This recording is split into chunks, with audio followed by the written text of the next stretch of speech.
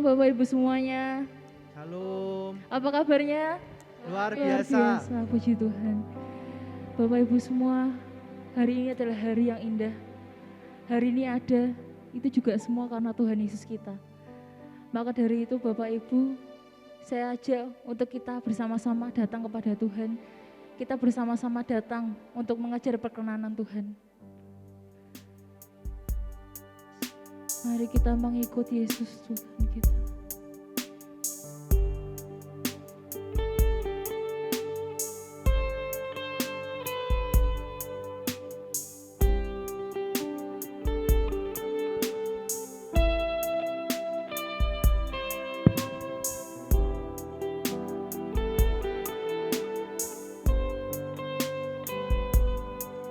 Semua karena anugerah-Mu Tuhan.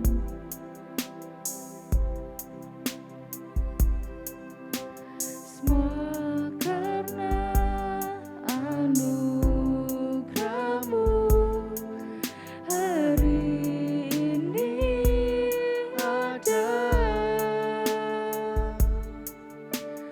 Bukan karena kuatku, namun karena Roh-Mu.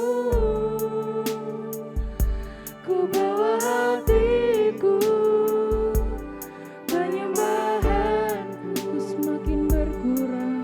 Ku semakin berkurang, Yesus makin bertambah. Kami mengikuti Engkau Tuhan, mengikuti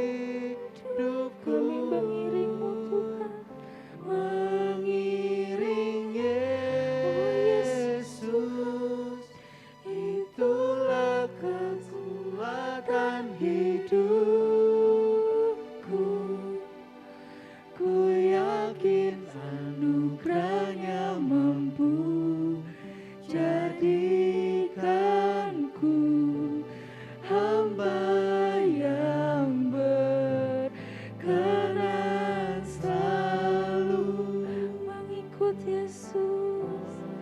Ikut Kesukaan Yesus, hati kami. itulah kesukaan hati. Kau menyanyi dengan segenap hati kami Ku Tuhan. lepas semua hakku untuk Kami ingin mengenalmu Tuhan. mengenal kehendaknya di hidupku, mengiring Yesus, itulah kekuatan hidup. Kami yakin kau mampu Tuhan. Yakin Anugerahnya mampu jadikanku hamba yang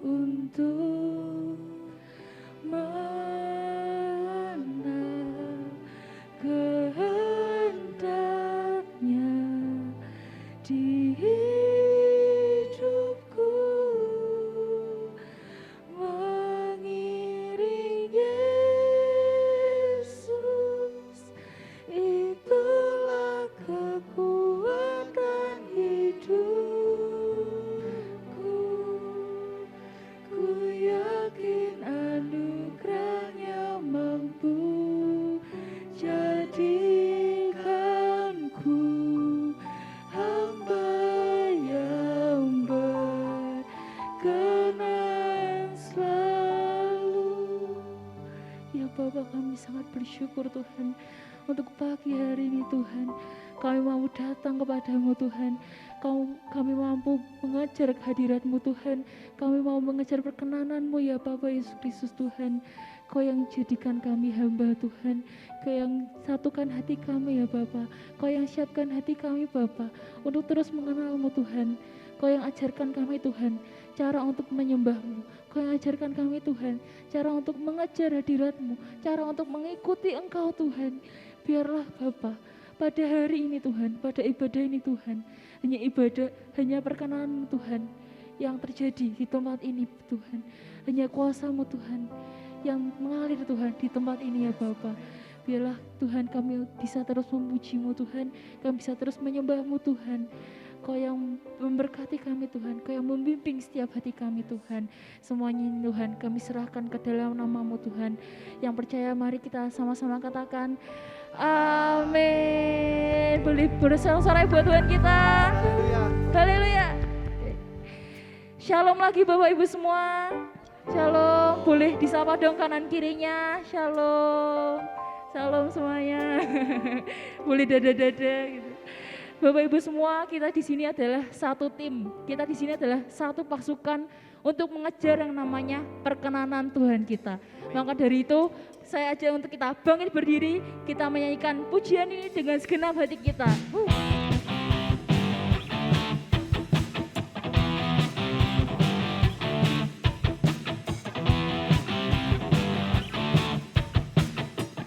Allah satu-satunya Tuhan.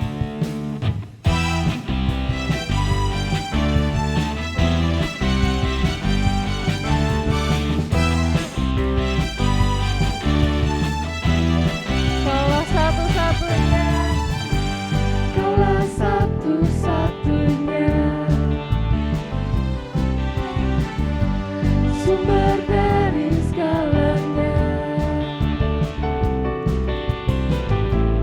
Kau kebenaran yang selalu ku pegang.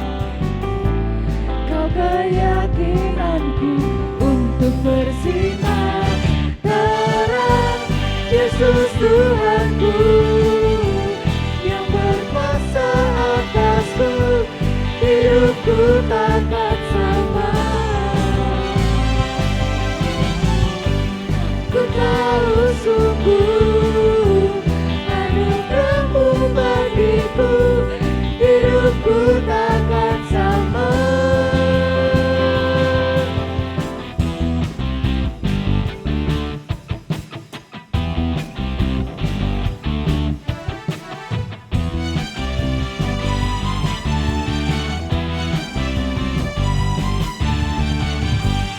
Kaulah satu-satunya sumber dari segalanya, sumber dari segalanya. Kau kebenaran Tuhan, Kau kebenaran yang selalu ku pegang. Kau keyakinanku untuk bersinar terang. Yesus Tuhanku yang berkuasa atasku, hidupku takkan sama. Ku tahu sungguh anugerah-Mu bagiku, hidupku takkan sama. Yesus Tuhanku, Yesus Tuhanku yang berkuasa atasku, hidupku takkan sama. Ku tahu sungguh anugerah-Mu bagiku, hidupku takkan sama.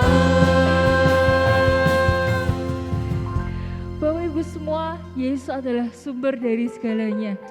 Kehidupan kita sehari-hari hanya diperuntukkan untuk Tuhan kita, untuk mengajarkan perkenanan Tuhan kita. Amin.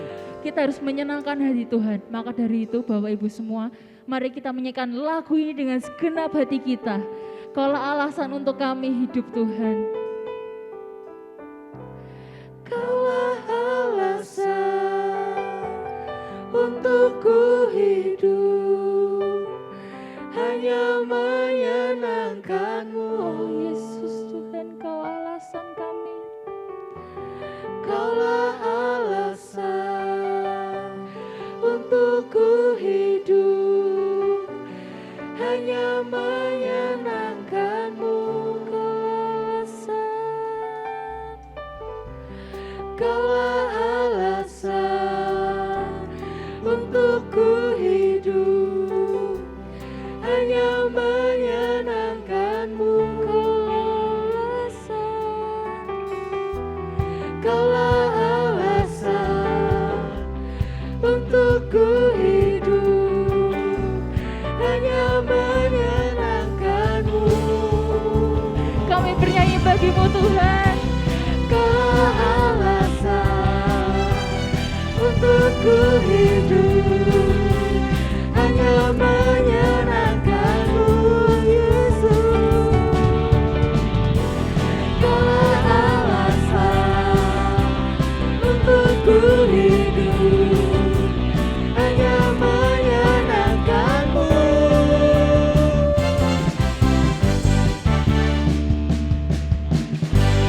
Yesus Tuhanku yang berkuasa atasku, hidupku takkan sama.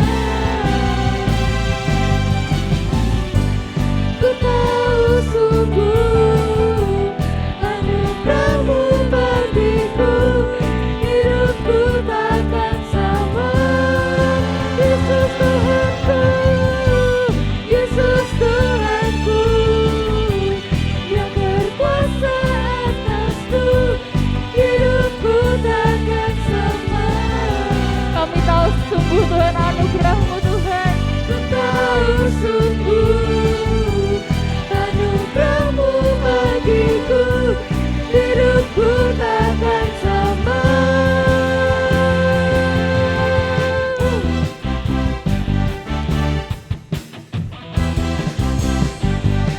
Beri sorak-sorai untuk Tuhan kita. Haleluya.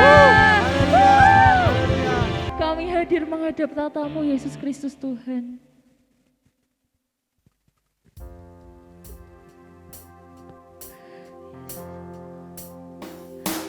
Kami hadir menghadap tata-Mu,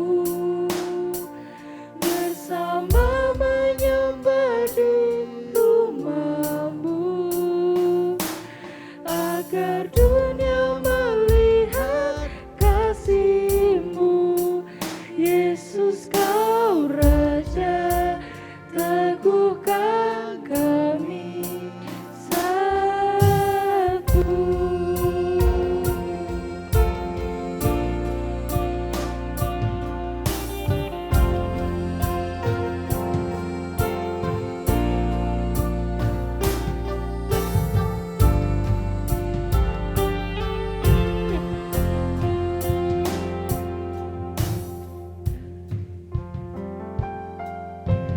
Dalam penderitaanmu, Kau menengadah dan berdoa,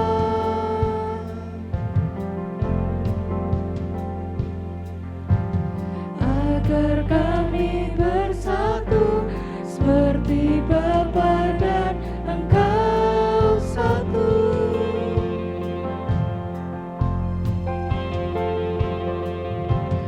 Maka dunia pun tahu akan keagungan kasih-Mu,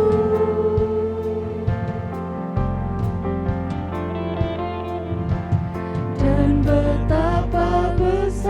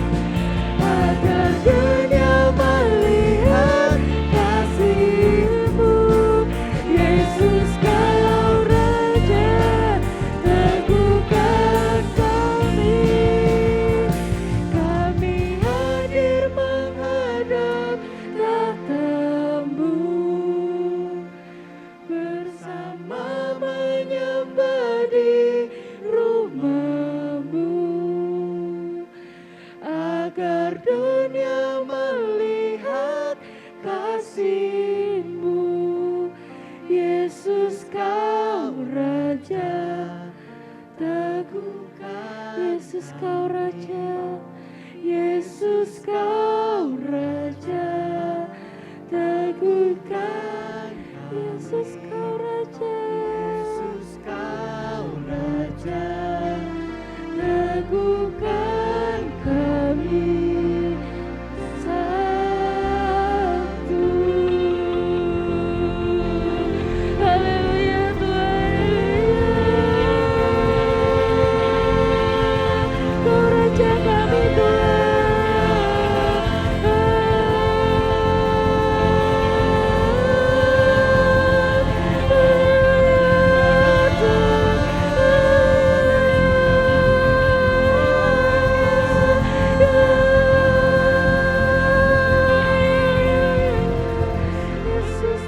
Yesus Tuhan, kami bersyukur Tuhan. Yesus Tuhan, kami bersyukur Tuhan atas berkat-Mu Tuhan. Kau yang siapkan Tuhan hati kami Tuhan, Kau yang siapkan Tuhan pikiran kami Tuhan, untuk bisa Tuhan mendengarkan firman-Mu Tuhan. Biarlah Kau Tuhan yang selalu memberikan kami rema Tuhan untuk kehidupan kami sehari-hari Tuhan. Kami serahkan Tuhan ke dalam nama-Mu Tuhan. Haleluya Tuhan, amin. Persilahkan untuk jemaat kembali duduk. Ya, shalom saudara yang kasih Tuhan. Mari sebelum kita dengar firman Tuhan, saya ajak kita sekali lagi berdoa. Terima kasih Tuhan, kami sungguh bersyukur, kami sungguh bersuka cita di hari yang baru ini, di hari Minggu, di hari Sabat. Kami ada di tempat ini, terima kasih untuk kesehatan, kekuatan, kasih karunia yang tidak pernah berhenti kami rasakan dalam hidup kami. Dan sebentar Tuhan, kami mau dengar firman-Mu. Tuhan Yesus, kami berdoa Engkau urapi setiap kami di ruangan ini, agar benih firman-Mu boleh tertanam dalam tanah hati yang baik, dan mampukan juga hamba-Mu ini untuk menyampaikan apa yang jadi pesan-Mu tepat seperti apa yang Kau inginkan. Biar firman boleh tertanam dalam tanah hati yang baik, menjadi rema buat kami semua. Terpujilah nama-Mu Tuhan, kami serahkan semuanya dalam nama Tuhan Yesus Kristus. Haleluya, amin, haleluya.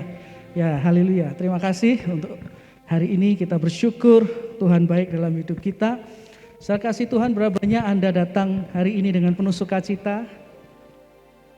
Oh, puji Tuhan, banyak penuh dengan sukacita. Nah, saya kasih Tuhan, hari ini saya mau ajak kita belajar bersama tentang satu tema, yaitu hidup yang penuh dengan roh, saudara. Ya, kita mau belajar satu tema ini, hidup yang penuh dengan roh. Kita akan belajar saat ini dari dua kisah di dalam Alkitab tentang kehidupan orang yang hidupnya dipenuhi oleh roh, saudara. Dan dari dua kisah tersebut nanti kita akan lihat bersama apa yang terjadi pada hidup kedua orang di dua kisah yang akan kita baca. Nah, mari kita akan langsung mulai. Kita akan mulai ke kisah yang pertama.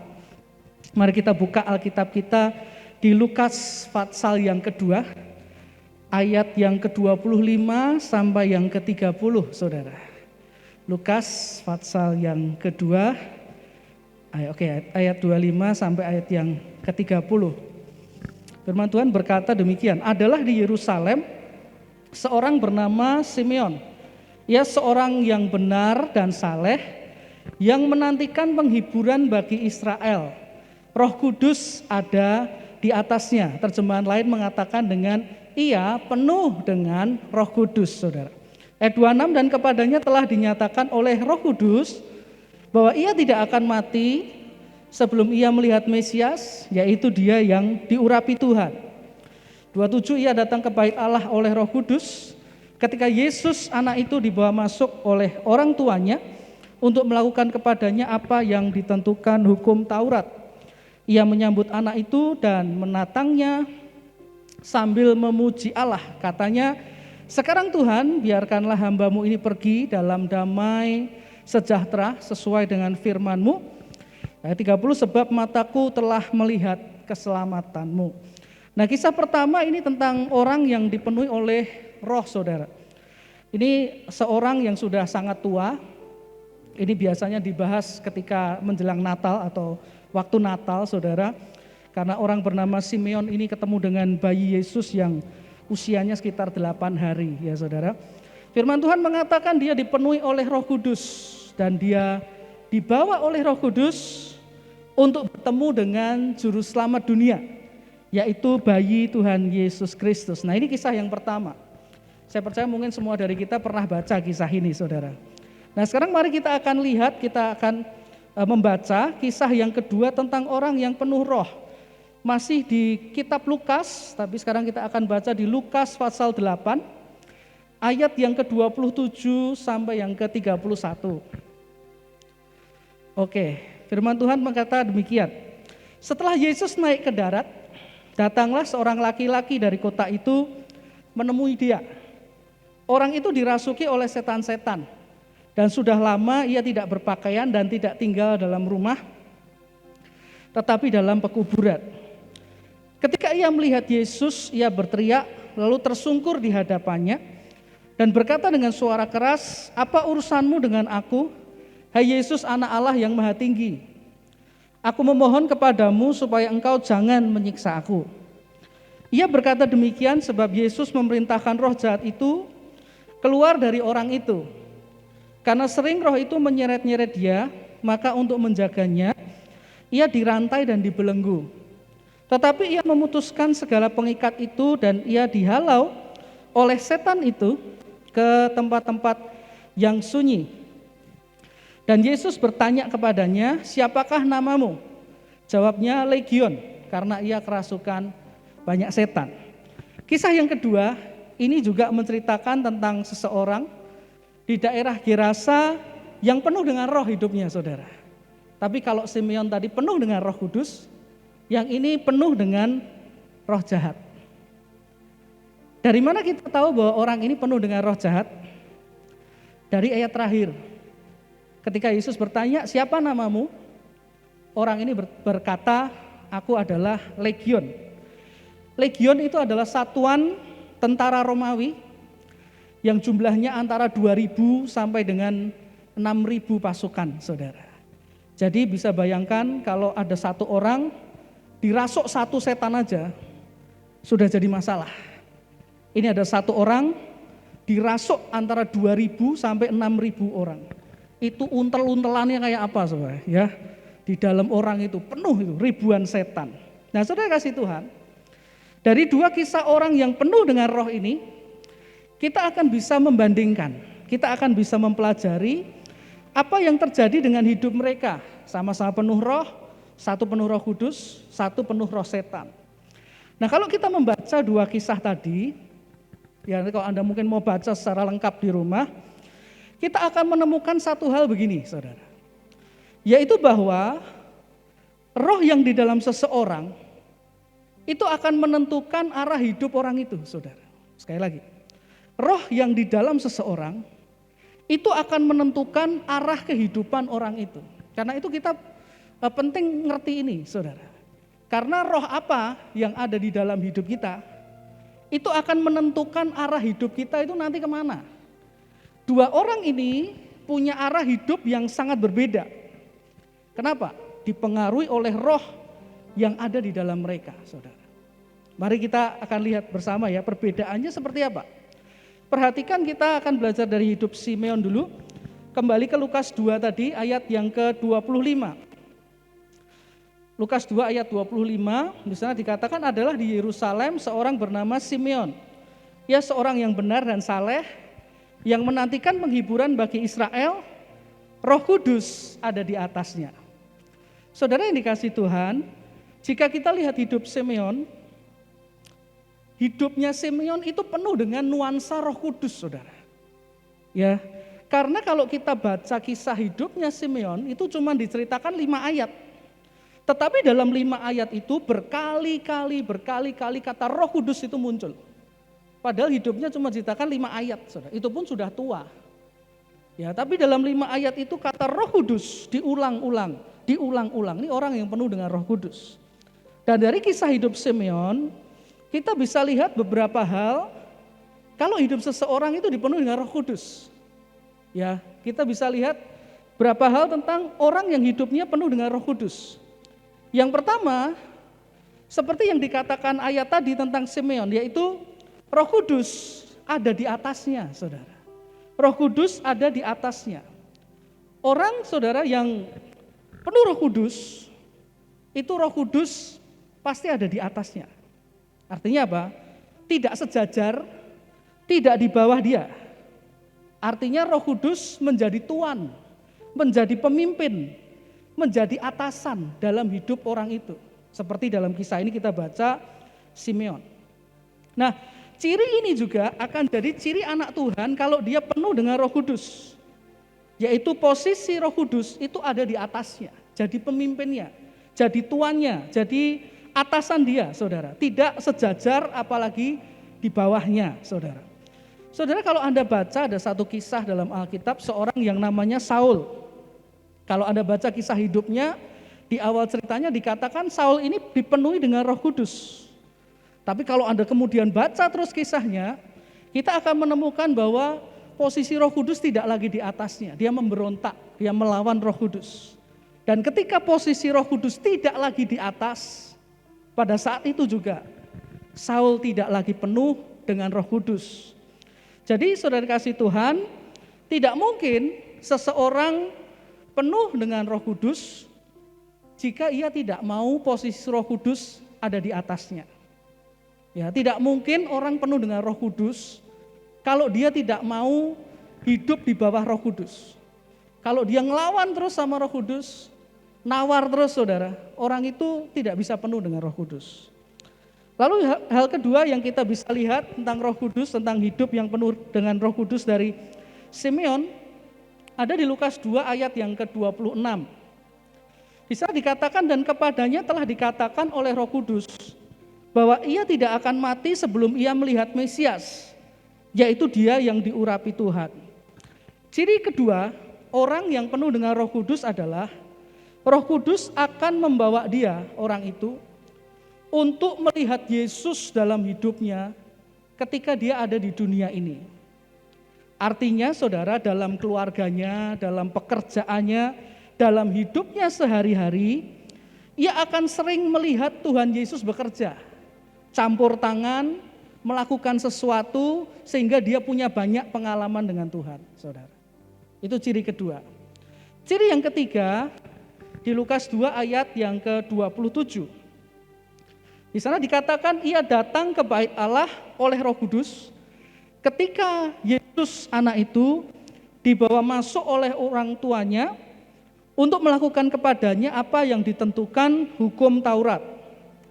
Di ayat ini dikatakan bahwa Simeon datang ke bait Allah oleh Roh Kudus.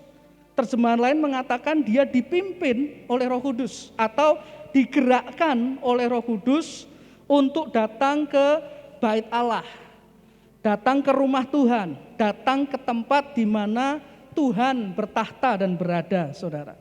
Nah, ciri yang ketiga begini, orang yang dipenuhi Roh Kudus pasti akan dipimpin oleh Roh Kudus dan dibawa untuk rajin melakukan hal-hal yang akan membangun hidup rohaninya, sehingga arah hidupnya akan makin lama makin tertuju kepada Tuhan dan kehendaknya, saudara. Jadi orang yang penuh Roh Kudus pasti akan dipimpin untuk rajin ibadah, rajin berdoa, rajin baca Alkitab, saudara. Pasti seperti itu.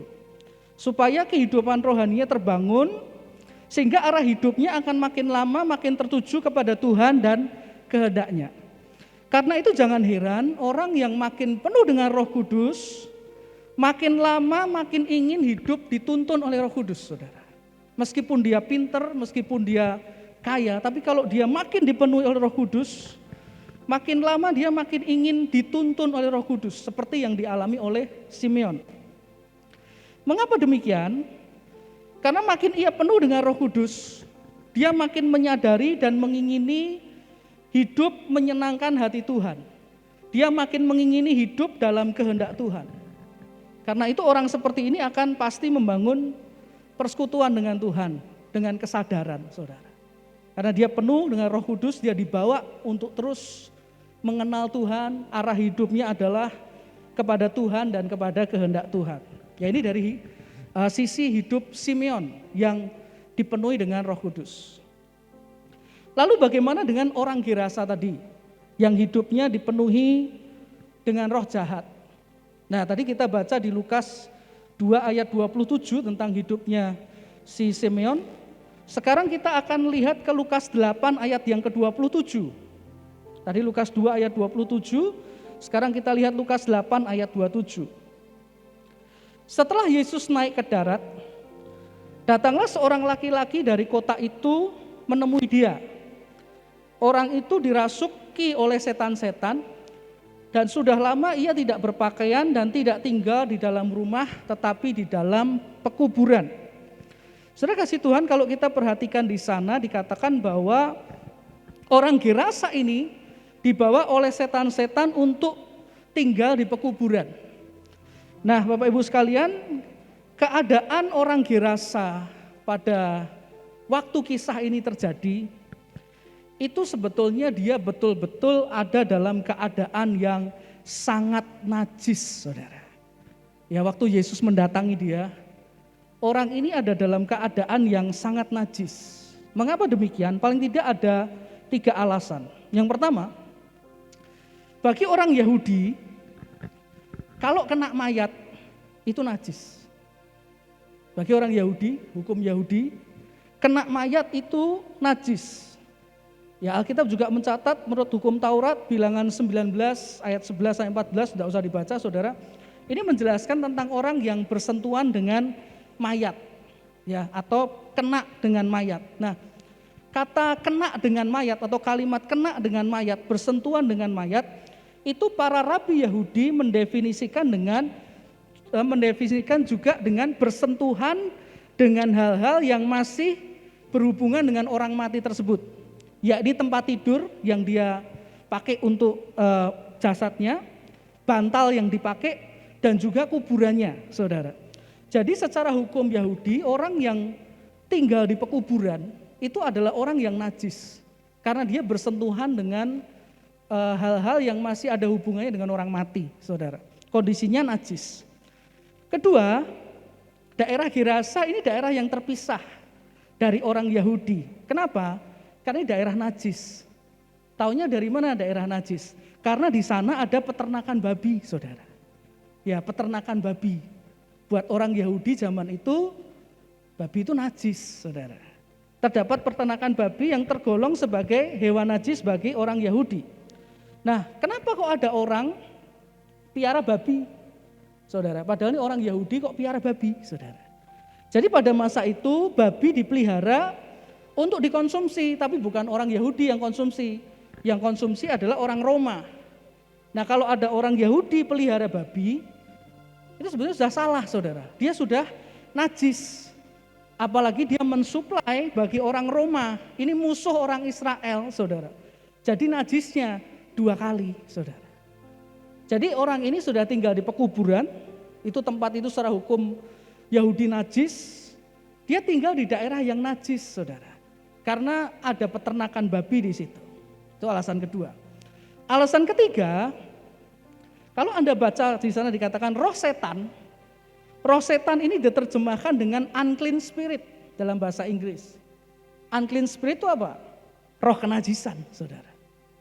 Jadi orang di Gerasa ini adalah orang yang dirasuki roh najis, tinggal di kuburan yang najis, dikelilingi oleh masyarakat yang mengerjakan pekerjaan yang najis, beternak babi, dan semuanya ada di daerah yang dianggap kafir bagi orang Yahudi, saudara.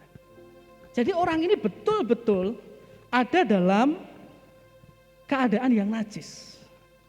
Dengan demikian kita bisa menyadari bahwa seseorang yang mulai ada campur tangan kuasa setan dalam kehidupannya, pasti akan dibawa oleh roh setan itu, roh jahat itu kepada hal-hal yang najis.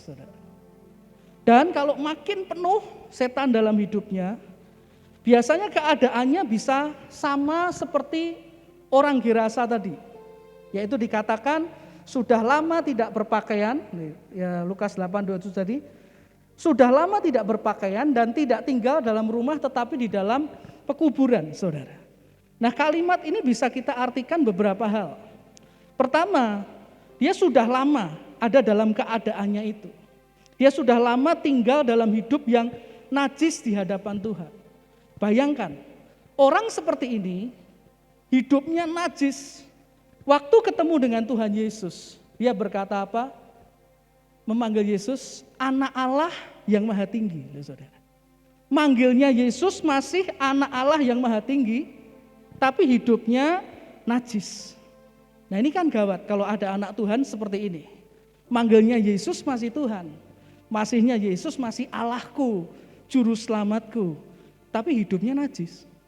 Perkataannya najis, pikirannya najis, ya, perbuatannya najis. Nah kalau ada orang yang tinggal dalam keadaan seperti ini dan sudah lama jadi anak Tuhan, manggil Yesus Tuhan, pikirannya kotor, perkataannya kotor, perbuatannya kotor, saudara. Lama lagi tinggal dalam keadaan itu. Maka sebetulnya kita bisa simpulkan ada roh jahat sedang bekerja dalam hidup orang itu, saudara. Ini bukan kerjaan Roh Kudus, kerjaan roh jahat ada dalam hidup orang itu. Yang kedua dikatakan orang ini tidak berpakaian. Artinya apa? Hidupnya tidak tahu malu lagi, saudara. Saudara kasih Tuhan, ada orang yang kalau berbuat dosa, lalu dia tutupi. Kenapa? Kalau ketahuan malu. Ya, masih punya rasa malu. Tapi ada orang yang tidak malu lagi kalau ketahuan berbuat dosa, meskipun orang tahu dia anak Tuhan. Bahkan malah menunjukkan kenajisannya, saudara. Nah itu artinya hidupnya sudah terikat dengan dosa. Sehingga lama-lama hatinya jadi degil, jadi bebal. Dan jelas itu kerjaan dari roh jahat, saudara. Orang jadi berbuat dosa tidak lagi malu, tapi ya sudah dilihat ya enggak apa-apa, aku memang seperti ini. Saudara kasih Tuhan, berapa waktu yang lalu saya servis motor saya, saudara. Nah waktu ke tempat servis, ketemu yang punya, dan motor saya diservis. Di tengah servis, saudara, teman dari yang punya motor ini, yang punya bengkel ini datang. Seorang bapak, sudah tua, saudara. Rambutnya sudah mulai banyak yang putih dan banyak yang rontok. Kulitnya juga sudah mulai keriput, saudara. Ini tampaknya teman baiknya si yang punya bengkel. Nah, selama orang itu ada di situ, saudara, yang tua ini, saudara, dari awal dia datang sampai dia pergi, itu omongannya saru semua, saudara. Ya, ngomongannya kotor semua, saudara. Dari awal datang sampai dia pergi, itu cukup lama, saudara. Saya yang dengar tuh sampai keri, saudara. Ya, dan dia nggak peduli loh. Ada pengunjung lain di bengkel itu yang sedang servis. Dia nggak peduli, tetap aja ngomongnya kotor, tetap aja ngomongnya jorok, saudara. Nggak peduli dilihat orang lain.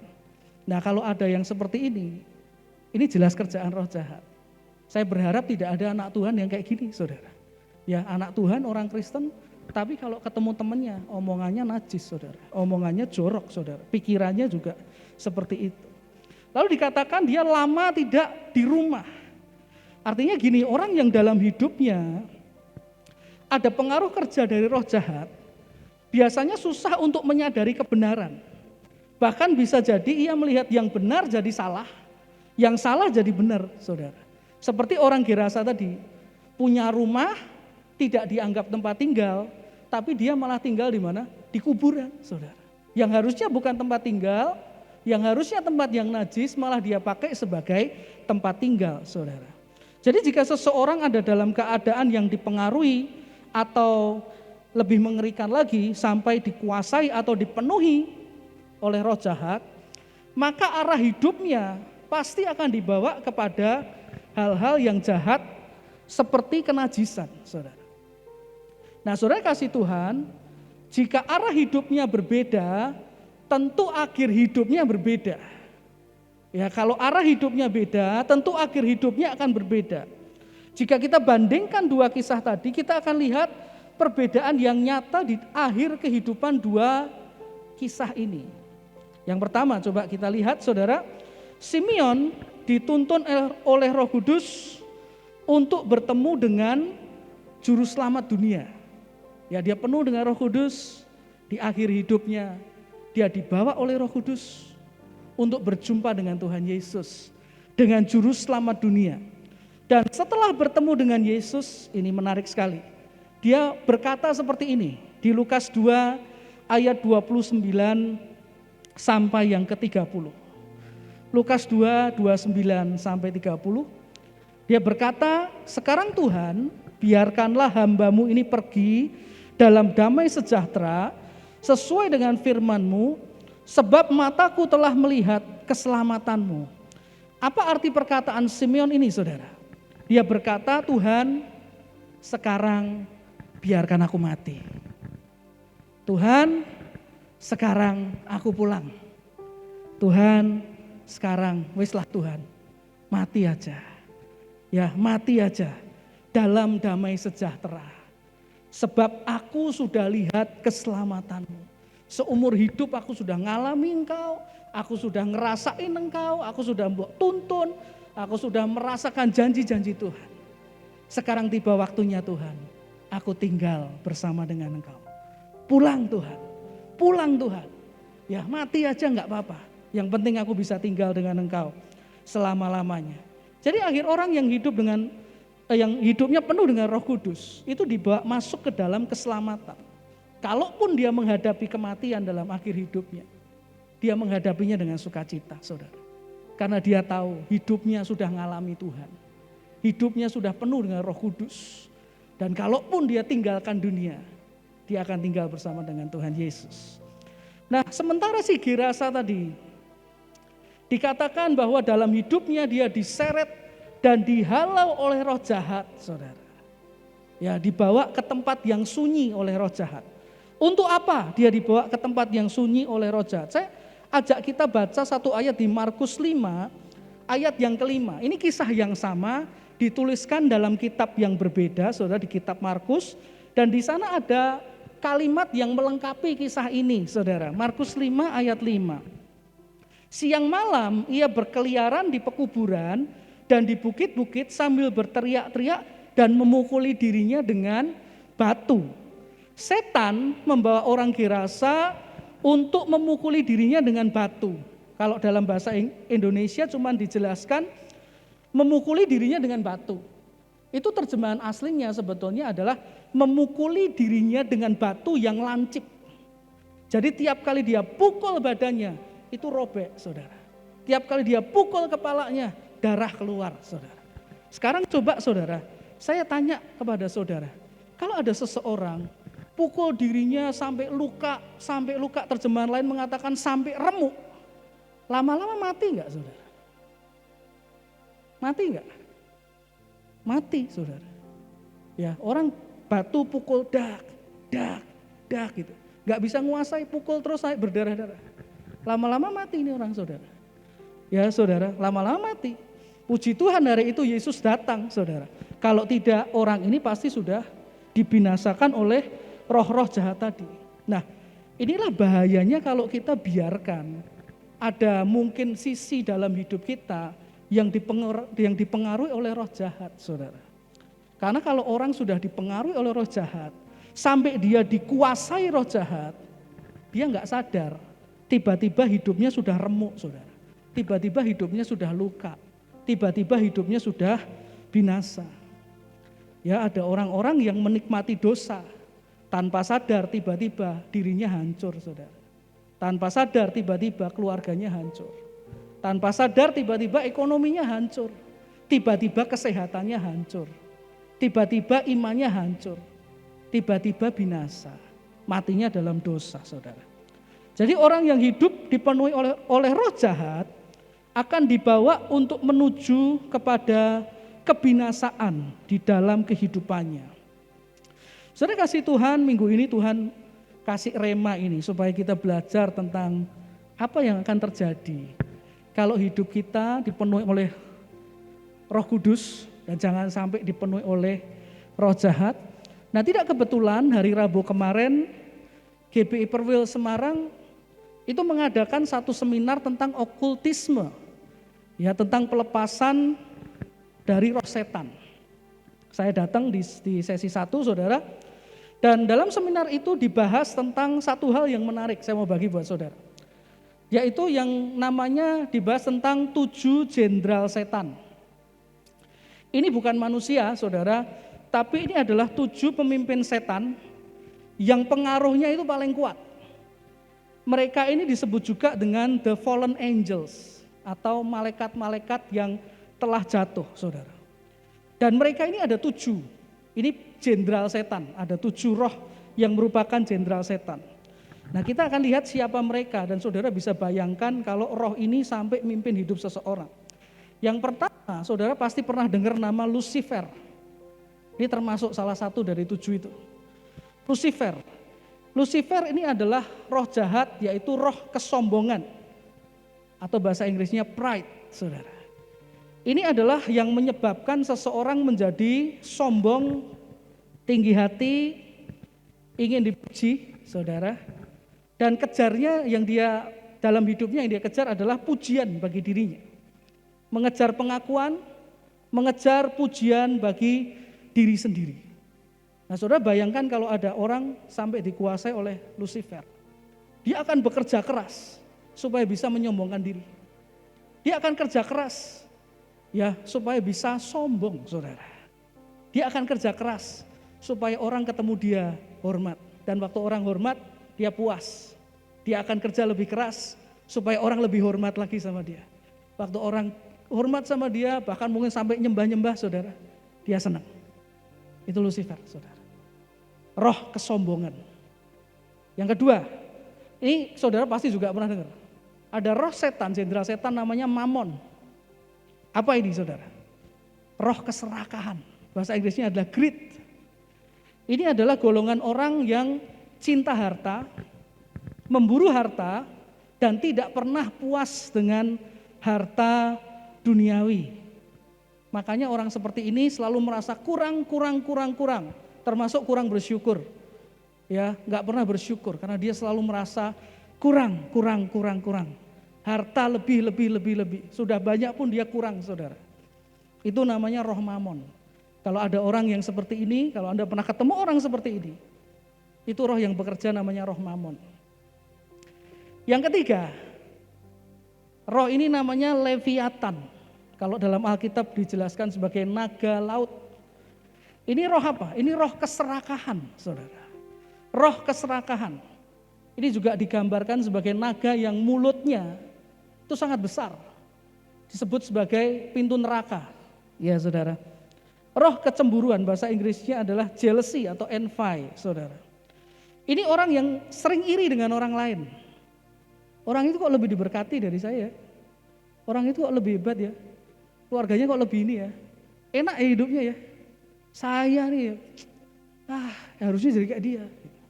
Iri, temennya punya kulkas baru dia iri, punya motor baru dia iri, ya temennya punya pacar dia iri, ya temennya putus mungkin juga dia iri, saudara. Pokoknya hidupnya iri aja isinya, saudara. Merasa tidak lebih baik dari orang lain. Ini juga orangnya nggak bisa bersyukur. Ya saudara, cemburu, ya iri, saudara. Lalu yang keempat, ini juga disebut dalam Alkitab, namanya Baalsebub. Ya, Baalsebub. Ini apa? Ini roh kerakusan. Bahasa Inggrisnya gluttony, saudara. Baalsebub itu bentuknya adalah dewa laler, saudara. Dewa lalat. Nah, saudara kasih Tuhan, Baalsebub roh kerakusan ini secara khusus berbicara tentang makan. Berbicara tentang makan. Ini adalah roh yang mengajak seseorang untuk makan banyak, tidak terkendali. Kalau makan maunya yang mahal, terus makannya rakus. Kalau dipanggil kondangan, saudara, waduh kalau bisa bawa rantang, saudara. Ya bawa rantang 4, ya saudara. Apa dibagi orang di rumah? Enggak, dia habisin sendiri, saudara. Ya ini seperti ini, saudara. Makannya banyak, maunya yang mahal, rakus. Tapi yang menarik dijelaskan juga bahwa termasuk di dalamnya itu orang yang pilih-pilih makanan. Ada tuh orang seperti itu, nera enak enggak mau gitu. Kalau enggak yang daging atau yang mahal enggak mau, saudara. Harus yang standarnya tinggi, saudara. Nah itu kerjaannya ini Baalsebub. Ini roh rakus dalam hal makan. Saudara, dosa makan, itu kelihatannya sepele kan? Kelihatannya satu hal yang kecil, tetapi bisa jadi dosa yang besar dan membinasakan. Alkitab mencatat loh kisahnya, saudara. Saudara nanti baca ya dalam Bilangan 11. Itu ada kisah orang Israel. Ya, di satu tempat namanya Kibrot Ta'awa. Kibrot Ta'awa itu adalah kuburan nafsu artinya, saudara. Nafsu apa? Nafsu makan. Itu orang Israel nangis minta daging. Dikasih mana sama Tuhan, tidak mau. Pokoknya mintanya daging yang banyak. Ya, sama Baalsebub kerjaannya seperti itu. Makan daging yang banyak. Sama Tuhan dikabulkan, kirim burung puyuh banyak sekali. Ketika sudah dapat burung puyuh, tidak dimasak, saudara. Mentah dimakan. Satu orang kumpulin sampai, kalau saya nggak salah dulu pernah jelasin, sampai ratusan kilo, saudara. Satu orang kumpulkan, dimakan, rakus. Di akhir kisah itu, Tuhan kasih tulah, tak mati semua, saudara. Yang rakus-rakus itu mati. Dulu saya baca nggak mudeng ya, baca oh ini memang kisah orang di Kibrot Ta'awa. Tapi saya waktu belajar ini, oh itu roh Baalsebub, makanya sama Tuhan dibunuh semua, saudara. Ya, Baalsebub, roh kerakusan. Yang itu yang keempat. Yang kelima, ini ada satu roh namanya roh Amon. Roh apa ini? Roh kemarahan. Namanya wrath bahasa Inggrisnya. Roh kemarahan, wrath, saudara. Ini orang kalau marah sampai ngerusak, sampai berbuat dosa. Itu kerjaannya roh ini. Kalau Anda pernah ketemu orang sampai nggak bisa ngendaliin marah, sampai dia ngerusak karena marah, berbuat dosa karena marah, ya ini. Saudara, kalau Anda baca Alkitab, Yakub itu punya anak, ya, bangsa Israel itu kan, suku-suku Israel. Ada dua yang namanya Simeon, satunya namanya Lewi, saudara. Perkataan Yakub sebelum dia mati, dia berkata kepada Simeon dan Lewi, dua anaknya ini, dia berkata apa? Terkutuklah amarah mereka, sebab marahnya bengis, sebab marahnya mengerikan. Bahkan Alkitab mengatakan, janganlah rohku, rohnya Yakub, rohku bersatu dengan roh mereka. Loh kenapa? Karena di roh mereka ada Amon, roh kemarahan ini. Kalau marah bunuh orang, saudara. Bahkan dalam marah mereka cacati hewan-hewan musuhnya. Cuman buat guyonan, saudara. Ya ini roh Amon. Lalu yang keenam, ada roh namanya Belpegor, saudara. Roh namanya roh Belpegor. Ini roh apa? Roh kemalasan. Bahasa Inggrisnya adalah sloth.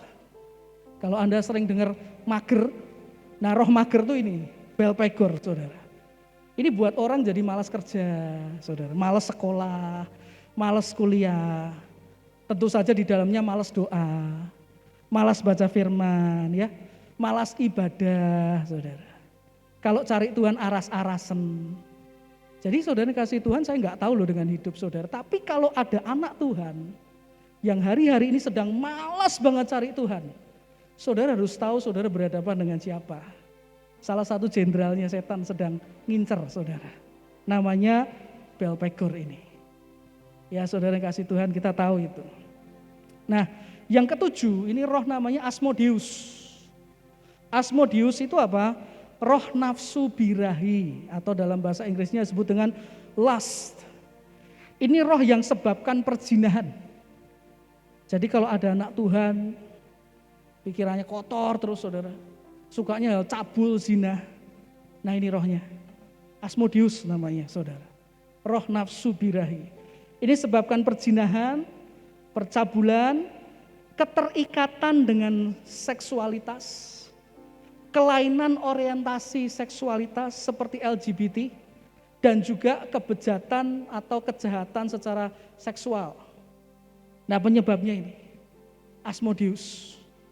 Jadi kalau ada anak Tuhan sampai melakukan seperti ini, ya itu, yang kerja yang itu saudara. Nah pekerjaan 7 roh ini mewakili dosa-dosa manusia yang disebut juga dengan 7 deadly sins atau 7 dosa mematikan. Artinya kalau seseorang dikuasai oleh salah satu aja dari dosa-dosa ini sampai memenuhi hidupnya, maka dipastikan dia akan berakhir dengan kebinasaan. Akhir hidupnya adalah kebinasaan. Nah karena itu saudara kasih Tuhan, firman Tuhan mengingatkan kita, mari di akhir zaman, pastikan cuma Roh Kudus yang memenuhi hidup kita, saudara. Pastikan cuma Roh Kudus yang ada, yang boleh tinggal dalam hidup Anda dan saya. Yang lain-lain, jangan saudara. Karena bahaya, ya bisa membawa arah hidup kita kepada arah yang tidak baik, bahkan bisa kebinasaan. Nah hari ini kita belajar bersama tentang hidup yang penuh dengan roh. Mari kita terus hidup dalam persekutuan dengan Tuhan, menjaga hidup kita agar hanya Roh Kudus saja yang memenuhi kehidupan kita. Amin saudara kasih Tuhan. Mari saya ajak kita bangkit berdiri, saya mau ajak kita nyanyi satu lagu Roh Kudus Kau hadir di sini.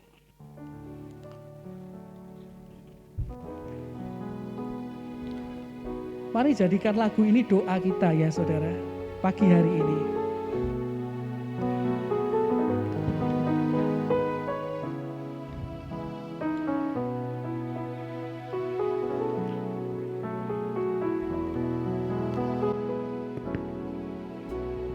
Roh Kudus, Kau hadir di sini.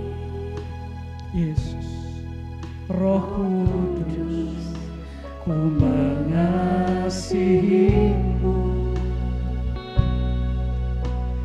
Kau lembut, Kau manis, Kaulah penghiburku, penolongku diutus. Katakan, ku buka hati untuk Roh-Mu Tuhan. Ku buka hati untuk Roh-Mu Tuhan. Ku buka hati menyembah-Mu Yesus. Jamahlah penuhi kami Roh Kudus, penuhi kami dengan kuasa Allah. Mari buka hati untuk Roh Kudus. Haleluya. Ku buka hati untuk Roh-Mu Tuhan. Ku buka hati menyembah-Mu Yesus. Jamahlah penuhi kami Roh Kudus, penuhi kami dengan kuasa Allah Maha Tinggi. Jamahlah kami, penuhi kami. Jamahlah kami, penuhi kami dengan kuasa Allah Maha. Jamahlah kami, oh Tuhan. Jamahlah kami, penuhi kami dengan kuasa Allah Maha Tinggi. Terima kasih untuk firman-Mu Tuhan, mengingatkan kami agar kami senantiasa penuh dengan Roh Kudus. Berapa banyak dari saudara mau penuh dengan Roh Kudus? Mari angkat tangan saudara. Tuhan, Kau lihat setiap tangan yang terangkat, yang menyadari Tuhan dari kebenaran firman-Mu bahwa inilah yang harusnya terjadi dalam hidup anak Tuhan, dipenuhi dengan Roh Kudus. Ampuni kami Tuhan kalau ada dari hidup kami membuka kesempatan dari roh-roh jahat masuk dalam hidup kami, mempengaruhi hidup kami sehingga hidup kami tidak bisa bersyukur, pikiran kami jadi kotor Tuhan, pikiran jadi negatif, tingkah laku kami tidak mencerminkan sebagai anak Tuhan ataupun apapun yang lain yang tidak menyenangkan hati-Mu. Dan kami berdoa Tuhan, biarlah sejak hari ini hanya Roh Kudus saja yang memenuhi kehidupan kami, yang menuntun langkah kami, tinggal di atas kami, memimpin hidup kami sampai pada kesudahannya Saudara. Sehingga kami mengakhiri hidup kami dalam anugerah-Mu yang luar biasa.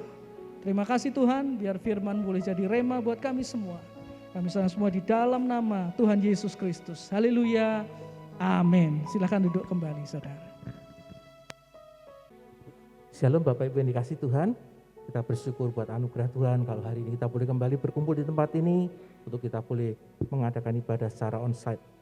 Saya akan sampaikan beberapa informasi kegiatan gereja kita. Untuk yang pertama, ibadah reonsel kita minggu depan di tanggal 17 Oktober 2021 masih diadakan pada pukul 8 pagi dan firman Tuhan akan disampaikan oleh pendeta muda Samuel Lloyd Praitno. Dan bagi jemaat yang belum bisa hadir di dalam ibadah onsite, dapat tetapi mengikuti ibadah secara online pada sore hari pukul 5 sore di channel YouTube GPI Semarang Indah. Minggu depan di dalam ibadah reonsite akan diadakan sakramen perjamuan kudus, dan bagi Bapak Ibu yang akan mengikuti sakramen ini secara online, dapat lebih dahulu menyiapkan roti dan anggur secara mandiri. Bagi Bapak Ibu yang akan memberikan persembahan, amplop persembahan dapat dimasukkan ke dalam kotak persembahan yang ada di pintu keluar gereja ketika nanti Bapak Ibu akan pulang. Dan kembali kami juga mengingatkan kepada Bapak Ibu sekalian untuk tetap menjalankan protokol 5M, memakai masker, menjaga jarak, mencuci tangan, menghindari kerumunan dan mengurangi mobilitas karena pandemi belum usai. Dan yang terakhir, setelah menerima doa berkat, Bapak Ibu kami himbau untuk segera pulang ke rumah masing-masing guna mencegah terjadinya kerumunan. Tuhan memberkati.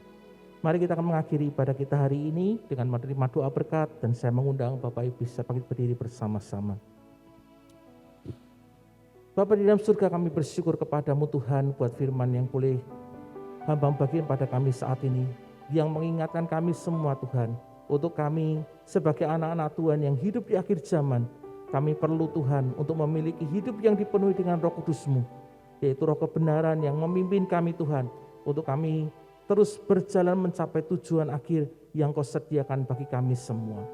Sidang jemaat dikasih Tuhan, pada hari ini, angkatlah kedua tanganmu kepada Tuhan dan terimakan berkat dari Tuhan kita Yesus Kristus. Diberkatilah dengan kesehatan yang baik, diberkatilah keluarga dan rumah tanggamu, diberkatilah usaha dan pekerjaanmu, dan diberkatilah segala hasil pekerjaan tanganmu, karena Tuhan yang menyertai engkau. Tuhan akan memberkati dan melindungi engkau.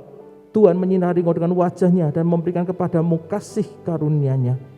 Tuhan menghadapkan wajah-Nya kepadamu dan akan memberikan kepadamu damai sejahtera. Mulai saat ini sampai Maranatha, Tuhan Yesus datang untuk kali yang kedua. Mari kita yang percaya terima berkat Tuhan katakan dengan iman bersama-sama. Amin.